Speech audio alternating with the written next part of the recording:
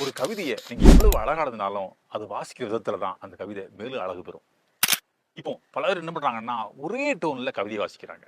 உதாரணமா, அன்பு அன்றொரு நாள் நீ நானும் மழைக்காலத்தில் திடீரென்றுமே நினைவிருக்கிறதா அப்படின்னு அதே டோன்ல கவிதை வாசிக்கிறாங்க.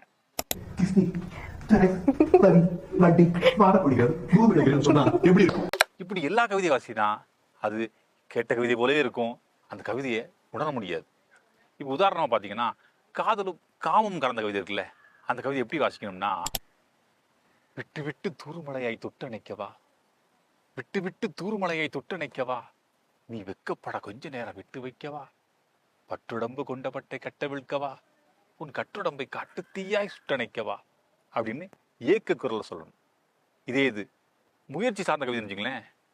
நீ எழுந்தால் நீழ்வானம் இடியும், உன் நிழல் பட்டால் நெருப்பு கூட மடியும், விரலசைத்தால் விண்மீனே உதிரும், நீ வீறு கொண்டால் விண்வெளியே அதிரும் அப்படின்னு வெறியில சொல்லணும். இதே இது சோக கவிதை இருந்துச்சுங்களேன். கிரோசிமா நாகசாகியாய் கிடக்குதடி எனது அறை, கிறுக்கு மட்டும்தான் பிடிக்கவில்லை,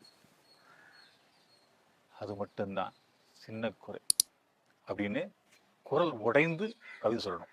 இப்படித்தான் எந்த கவிதை எப்படி வாசிக்கணும் உணர்ந்து வாசிக்கணும். அப்பதான் அந்த கவிதை அழகு வரும். புரிஞ்சுக்கோங்க.